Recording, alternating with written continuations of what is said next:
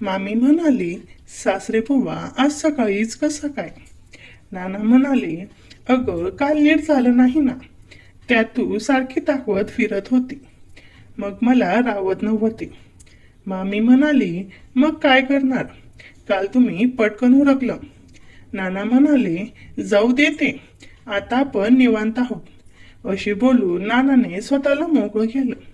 मामीने लगेच त्यांच्या भावनांना अनुभव सुरू केलं. मामी खूप उत्साहित दिसत होती. नाना खूप प्रभावित होऊ लागले. त्यांनी मामीला सर्व बंधनातून मुक्त केले. मामी भलतीच आकर्षक दिसत होती. तिला पाहून माझीही भावना तीव्र होत होत्या. मामी एका वेगळ्याच आनंदात होती. मग काही वेळातच नानाने तिच्या, मित्रांनो, मला 7वी-8वी पासूनच हतबलतेचा शोक लागला होता. मी हे करायला कधी शिकलो होतो मलाच कळाले नाही. पण मी लपून छपून कधी शेतात, कधी घरात किंवा बाथरूममध्ये जशी परिस्थिती असेल तसा सुरू व्हायचो. त्याचं कारण म्हणजे एकतर आम्ही राहायला शेतात आहे आणि आजूबाजूला मोजून 7-8 घरं आहेत. आमच्या आजूबाजूला जास्त घर नसल्याने कुणीही बाई आडोशाला येऊन आमच्या घराशेजारीच बसायची. मग मी त्यांना लपून पाहायचो आणि कल्पना करत आपल्या भावना मोकळ्या करायचो. जसं जसं माझं वय वाढत गेलं, मी बायांकडे आणि मुलींकडे जास्तच आकर्षित होत गेलो. सगळ्यात जास्त मजा तेव्हा यायची जेव्हा मी आठवडी बाजारातून चालत असताना वाकलेल्या बायका दिसायच्या. मला त्या बाजाराच्या गर्दीतून त्यांना जाणून स्पर्श करण्यात खूप मजा यायची. मला यात एक वेगळं सुख मिळायचं. मी हे सगळं करताना काळजीपूर्वक करायचो, जेणेकरून त्यांना वाटायचं की चुकून हात लागला असेल. अशी माझी लाईफ सुरू होती.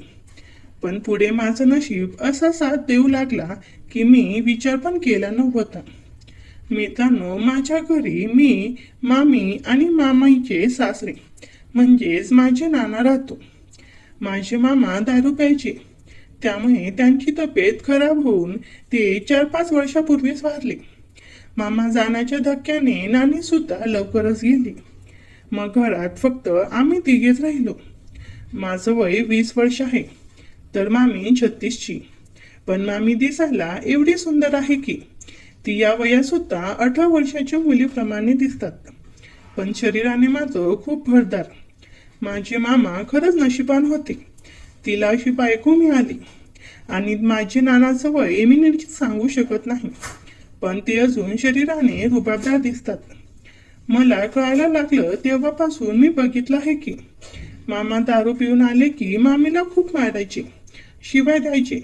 आमच्या समोर नको नको ते बोलायचे, पण मामी ते सर्व सहन करायची. मारायचे म्हणून मला तिची खूप दया वाटायची. नंतर मी जसा मोठा झालो, म्हणजे 11वी-12वीला गेलो, तेव्हा मला इंटरनेटवरच्या गोष्टी वाचून कळलं की मामीला दुसरं काही नको, पण नवऱ्याकडून भरपूर सुख हवं असतं. माझ्या मामाकडून आईला ही अपेक्षा दिसत नव्हती. मामी घरचं आणि शेतातलं करायची आणि त्यात तिला असं सुख म्हणून खूपच वाईट वाटायचं. मी बाहेरच्या बायांना, मुलींना खूप तीव्र इच्छेने पाहायचो, पण मामीकडे कधी असं लक्ष गेलं नाही. तेव्हा मी नात्यामधल्या कथा वाचायचो, तेव्हा मामी त्या सुखासाठी किती आतुरलेली आहे हे मी माहीत असूनही मी कधी या गोष्टीचा फायदा घेतला नाही. पण प्रत्येकाच्या आयुष्यात असे काही घडते की आपला स्वतःवर ताबा राहत नाही. माणूस असो किंवा बाई, खूप काळ आपल्या भावनांवर ताबा ठेवू शकत नाही. शेवटी प्रत्येकाला आनंदाने जीवन जगण्याचा नैसर्गिक हक्क आहे. माझेही तसेच झाले. मी मामीकडे हळूहळू आकर्षित होत गेलो. माझं तिच्या सुंदर रूपावर लक्ष जाऊ लागलं आणि माझ्या भावना बदलत गेल्या. तिचं आकर्षक महत्व पाहून माझ्या मनात इच्छा होऊ लागली होती. कधी कधी तिच्या कपड्यांकडे पाहून सुद्धा मी खूप उत्साहित, आकर्षित होऊ लागलो. आणि शेवटी एका गोष्टीने मी पूर्णच बदलून गेलो. मामीवर क्यू दया येणे बंद झाले आणि तिला आता त्रिवेदीने सुंदर वेळेचा अनुभव देण्याची इच्छा होऊ लागली. तर एके दिवशी झालं असं की मी एका सकाळी कॉलेजला निघालो, पण त्या दिवशी मी लवकर घरी आलो. तेव्हा मला आमच्या ओठांवर एक पॉकेट पडलेला दिसला. मी ते उचलून पाहिलं तर मी दंगच राहिलो आणि विचार करू लागलो की घरचे तळ शेतात गेलेले आहेत. नेमकं हे पॉकेट इथे कसे काय आले आणि याचा वापर कोण करत आहे. मला काहीतरी गोंधळ वाटलं म्हणून मी खिडकीतून आतमध्ये डोकावून पाहिलं तर मित्रांनो, समोरचं दृश्य पाहून माझी पायाखालची जमीनच सरकली. हे दृश्य मी जवळपास 15 मिनिटे पाहत होतो. माझ्या सोन्याला पण आता दम निघत नव्हता. मी घराकडे आलो तेव्हा मला दरवाजा आतून लावलेला दिसला. मला नवल वाटले कारण यावेळी मामी शक्यतो शेतात जात असते. मी दरवाजापाशी गेलो तर मला आतून बांगड्यांचा आणि कॉडचा आवाज येऊ लागला. तेव्हा मला कळलं की मामी शेतात न जाता घरातच आहे. कुतूहलता म्हणून मी मामीला आवाज न देता ती काय करत आहे हे बघायचं ठरवलं. आमचं घर एकदम सिंपल आहे, अगदी जुन्या घरासारखं. आमच्या घराला लाकडी खिडकी आहे आणि तीही अर्धी लागणारी. त्या खिडकीतून मग मी आत पाहू लागलो. दरवाजा आणि लाईट सर्व बंद होते. मला आतलं सर्व काही दिसत होतं. मी जेवढं आत डोकावून पाहता येईल ते पाहायला लागलो आणि मला शॉकच बसला. मी झटकन बाजूला झालो आणि क्षणभर विचारात पडलो. माझी छाती धडधडायला लागली. काही वेळ विचार करून मी परत खिडकीतून नीट पाहायला लागलो. मामी आणि नाना एका वेगळ्याच अनुभव विश्वास रणमानसर दिसत होते. ते दोघेही एका आनंदाच्या लई धुंद होते. नानांचा उत्साह खरंच पाहण्यासारखा होता. त्यांच्या भावनांमुळे मामीच्या चेहऱ्यावर भरभरून आनंद दिसत होता. नानांचे अस्तित्व मामीच्या जीवनात खूप प्रभाव टाकत होते. त्यामुळे मामी खूपच सुखात दिसत होती. मामी पूर्ण मोकळी होती. नाना वेगवेगळ्या पोज घेत सुंदर वेळेचा अनुभव देत होता. याचा मला खूप राग येत होता आणि मजा पण येत होती. मला पण आता हे सर्व काही करण्याची इच्छा होऊ लागली. मामीचं हे रूप पाहून माझा सोन्या खूप ताणला होता. कारण माझी मामी दिसायला एखाद्या मराठी चित्रपटामधील हिरोईन सारखी दिसत होती. आमच्या गल्लीतले लोक आमच्या घराबाहेरून जाताना मामीकडे एकटक नजरेने वळून नक्की बघायची. ती दिसायला गोरी, शरीराने भरदार, उंचीने ती माझ्यापेक्षा लांब होती आणि तिचे केस कमराच्या खाली जात होते. मामीला पाहून माझी भावना खूप दाटून येऊ लागल्या. वाटत होतं आपणही मामीला असा सुंदर अनुभव द्यावा. नानाच्या उत्साहाने मामी एकदम समाधानी दिसत होती. मग मी तिथून निघालो आणि गावात येऊन बसलो. बसल्या बसल्या मनात विचार येत होते की मामा गेल्यापासून मामी या सुखापासून वंचित आहे. त्यामुळे तिलाही ती गरज आहे. पण तिने हे बाहेर का केलं नाही? नानासोबतच का? असे अनेक प्रश्न मनात येत होते. काही वेळ बाहेर थांबून मग मी रोजच्या वेळी घरी आलो. त्यावेळी मामी घर कामात होती. आता तिच्याकडे पाहण्याची माझी नजर बदलली होती. तिच्यात मला एक मामी नाही तर आता एक बाई दिसत होती. तेवढ्यात मामी म्हणाली, आज लवकर आला घरी विजय. मी म्हणालो, हो मामी, गाडी वेळेवर भेटली म्हणून लवकर आलो. मामी म्हणाली, बरं फ्रेश हो, मी जेवण गरम करते तुझ्यासाठी. मी म्हणालो, बरं मामी. मी नॉर्मल वागत होतो. मी असे दाखवत होतो की मला त्या गोष्टीबद्दल काहीच माहीत नाही. मी त्या कॉडजवळ आलो तेव्हा मामीने बेडशीट बदलली होती. मग मी जेवण करायला बसलो. मामी जेवण वाढत होती तेव्हा माझी नजर राहून राहून त्याच्यावरच जात होती. मला एक वेगळीच उत्साह येत होता. मी मामीला म्हणालो, तू जेवण केलं का? मामी म्हणाली, हो झालं माझं. मी म्हणालो, आणि नानांनी? तेव्हा मामी म्हणाली, हो ते पण जेवण करून गेले गावात. मनात आलं की जेवण करून गेले की अनुभव करून गेले. मी जेवण करून हात धुवायला बाहेर आलो. हात धुताना सहज वाळायला टाकलेल्या कपड्याकडे माझं लक्ष गेलं. तिथे मामीचे कपडे वाळत होते. कालची एक आणि सकाळची एक दिसत होती. माझी एक गोष्ट लक्षात आली होती की आपण ज्या गोष्टी वाचतो त्या खऱ्या आयुष्यात सुद्धा घडत असतात. फक्त कुणाच्या घरी कोण कुणाला तो सुंदर अनुभव देतो हे ज्याचं त्यालाच माहीत असतं. माझे नाना मात्र मामीला खूप मस्त अनुभव देत होते. मला 100% कळालं होतं की एका सुनेला तिचा सासरा खूप आनंद देऊ शकतो. मग सासरा आनंद देऊ शकतो तर मुलगा का नाही, असा प्रश्न माझ्या मनात येत होता. मलाही आता त्या सुखाचा अनुभव घेण्याची इच्छा होऊ लागली होती. आता त्यासाठी मला 3 काम करायची होती. एक म्हणजे मला व्हिडिओ पाहून मामीला जितका तीव्र अनुभव देता येईल ते शिकायचं होतं, कारण हा माझ्या आयुष्यातला पहिला अनुभव असणार होता. कारण पहिलं इम्प्रेशन फार महत्वाचं असतं. दुसरं काम म्हणजे मामीला आणि नानाला पाहून शिकणं, आणि तिसरं काम म्हणजे मामीला त्यासाठी तयार करणं. मी मनाशी पक्का विचार करून इंटरनेटवर सर्व पाहू लागलो. त्यात सुरुवात कशी करावी, काय करावं हे सगळं होतं. पण ते पाहताना माझा स्वतःवरचा ताबा सुटायचा आणि मी हतबल व्हायचो. मग मी मामी आणि नानाच्या त्या प्लॅनिंगची वाट पाहू लागलो, कारण मी नसल्यावरच ती अशी करत होती. मी मामीच्या अनुभवासाठी आतुर होत चाललो होतो. एक दिवस झालं असं की रात्री जेवण करत असताना नाना मामीला बोलले, सुनबाई उद्या दुपारी शेतात डबा घेऊन ये, मी पुढे जाणार आहे. तेव्हा मामी म्हणाली, का हो, सकाळी तुम्ही जेवण करून नाही का जाणार? तेव्हा नाना नाही म्हणाले. मामी म्हणाली, काय का झालं? नाना म्हणाले की माझा पोर गुंतलाय, तो रिकामा करायचा आहे, त्यामुळे मी लवकर जाणार आहे. मी म्हणालो, मी येऊ का? नाना म्हणाले, नाही, तू कॉलेजला जा, तुझी मामी करेल मदत. मामी नानाकडे पाहून स्मित हास्य करत होती. ती मला म्हणाली, कामाचं काम आहे ते, तू आपला कॉलेजला जा, आम्ही करतो सगळं नीट. मी म्हणालो, बरं ठीक आहे. त्यावेळी रात्रीचे 8 वाजले होते. मला कळलं होतं की हे उद्या काय करणार होते ते.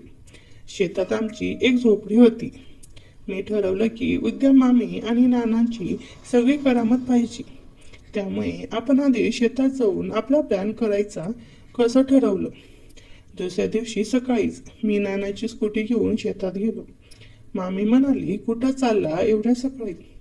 मी म्हणालो, रानात जाऊन येतो, मला काही फोटो काढून कॉलेजला दाखवायचे आहेत.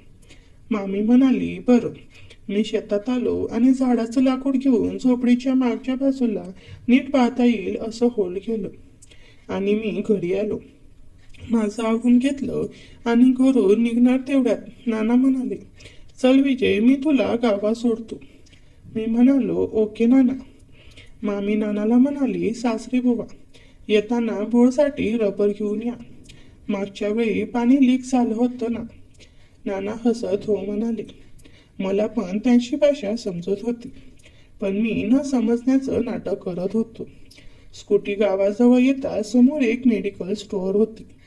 नानाने थोडी लांब स्कूटी उभी केली आणि मला म्हणाली, विजय, इथेच थांब, मला मेडिकलवर काम आहे, असे म्हणून नाना निघून गेले. मला समजलं की नाना काय घेणार होते. मी नानाकडेच बघत होतो. नाना मेडिकलवाल्याकडून एक पॉकेट मागितले आणि माझ्याकडे वळून पाहिले. मी लगेच दुसऱ्या दिशेने पाहू लागलो. नानाला वाटले मला काही समजले नाही. मग नानाने पैसे देऊन माझ्याकडे आले आणि मला स्कूटी चालवायला सांगितली. मी स्कूटी चालवत नानाला म्हणालो, नाना, मेडिकलवरून काय घेऊन आले? नाना म्हणाले, तुझ्या मामीला सर्दी झाली आहे म्हणून काही गोळ्या औषध घेऊन आलो. मी ओके म्हणालो आणि गाडी चालवत नानाने मला गावात सोडलं आणि ते निघून गेले. मला माहीत होतं की मामी 10 वाजता शेतात जाईल आणि त्या अगोदर नाना शेतात पोहोचणार. आता माझ्या पुढे प्रश्न होता की मी जाऊन बसणार कुठे. पुढचं पुढे बघून पण आधी शेतात गेलं पाहिजे असा विचार करत मी शेताकडे निघालो. नशिबाने एक गाडीवाला मला भेटला, नाहीतर चालत गेल्यावर माझी आवाज निघाली असती. मी आपल्या जागेवर पोचलो. तिथं खताच्या मोकळ्या गोण्या पडलेल्या होत्या. 2 गोण्या खाली अंतरून काही अंगावर घेतल्या. आता मी कुणाला दिसत नव्हतो. खतांच्या गोण्यांचा बेकार वास येत होता, पण मला हे करावं लागणार होतं. मग नाना शेतात आले आणि त्यांनी झोपडीत सर्व करून ठेवलं. मागोमाग मामी सुद्धा येताना आली. त्यांनी दार लावलं. मला सर्व दिसत होतं. काहीसा सूर्यप्रकाश छपरात पडला होता. आत येताच त्यांचे बोलणे सुरू झालं. मामी म्हणाली, सासरे बुवा, आज सकाळीच कसा काय? नाना म्हणाले, अगं, काल नीट झालं नाही ना. त्यात तू सारखी दाखवत फिरत होती. मग मला रावत नव्हती. मामी म्हणाली, मग काय करणार? काल तुम्ही पटकन ओळखलं. नाना म्हणाले, जाऊ देते, आता आपण निवांत आहोत. असे बोलून नानाने स्वतःला मोकळं केलं. मामीने लगेच त्यांच्या पाहुण्यांना अनुभव सुरू केलं. मामी खूप उत्साही दिसत होती. नाना खूप प्रभावित होऊ लागले. त्यांनी मामीला सर्व बंधनातून मुक्त केले. मामी भलतीच आकर्षित दिसत होती. तिला पाहून माझ्याही भावना तीव्र होत होत्या. मामी एका वेगळ्याच आनंदात होती. मग काही वेळातच नानाने तिच्या जीवनात आपल्या अस्तित्वाचा प्रभाव टाकणे सुरू केले. मामी खूप आतुर झालेली दिसत होती. तिच्या चेहऱ्यावर एक वेगळं सुख दिसू लागलं होतं. पण नानांना तिचा तो आनंद जास्त वेळ टिकवता आला नाही आणि ते शांत झाले. मग ते तिच्या बाजूला आले. 1 मिनिटाने ते उठले आणि हतबलतेचा अनुभव घेऊ लागले. काहीच वेळात मामीच्या भावना मोकळ्या झाल्या. ते दोघे शांत दिसत होते. काही वेळाने ते एकमेकांशी बोलू लागले. नाना मामीकडे पाहत म्हणाले, आलं ना? मामी म्हणाली, हो, आज लवकर आलं. पण तुम्ही कमी वेळ चालता. नाना, हो, त्यावर उपाय नाही. मामी म्हणाली, आता जायचं का मग? नाना म्हणाले, थोडं थांब, एकदा पाहू अजून. मामी म्हणाली, बरं. मग मी तिथून निघायचं ठरवलं. एक गोष्ट मला कळली होती की नानाचं आता वय झालं होतं. मग मी ठरवलं की आपण मामीला खरी तीव्रता दाखवायची. मामीच्या जीवनात खूप भरभरून आनंद टाकायचा. रविवारी नाना बाहेर जात असतात तेव्हा पण हे जमवायचं, असा विचार करून मी तिथून निघालो. रविवारी मामी आणि मी असे दोघेच घरी असतो. 4 दिवसावरच रविवार होता. नाना दर रविवारी सकाळी माळवं घेऊन जातात. ते रात्रीच येतात. हे मला माहीत होतं. 4 दिवस मी कसे काढले आणि रविवार उजाडला. मी सरळ मामीला विचारण्याचे ठरवले होते. आता एवढं सगळं पाहिल्यावर माझ्या मनात कसलीच भीती राहिली नव्हती. मला आता मामीला खूप तीव्र अनुभव द्यायचा होता. सकाळी नाना बाजाराला निघून गेले. मग माझा आवरून मी नाश्ता करायला बसलो. मी म्हणालो, मामी बस ना, तू पण नाश्ता कर. मामी म्हणाली, तुझं झाल्यावर करते. मी म्हणालो, अगं बस, नाश्ता कर, मला बोलायचं आहे तुझ्याशी. मामी म्हणाली, काय रे, काय झालं एवढं? मी म्हणालो, महत्वाचं आहे. माझं हट्ट बघून मामी तिच्यासाठी नाश्ता घेऊन आली. मामी म्हणाली, बोल, काय महत्वाचं आहे? मी म्हणालो, मी जे विचारतोय ते तू फक्त खरं सांगायचं, एवढीच माझी अपेक्षा आहे. असं बोलल्यावर लगेच मामीच्या चेहऱ्यावरचा रंग उडाला. मामी म्हणाली, तुला काय बोलायचं आहे नक्की? मी म्हणालो, मामी, मला नानांबद्दल तुझ्या भावना माहीत पडल्या आहेत. मामी म्हणाली, काय बोलतोय रे? अक्कल आहे का तुला? मी म्हणालो, ते जाऊ दे, मला सांग, हे कधीपासून सुरू आहे?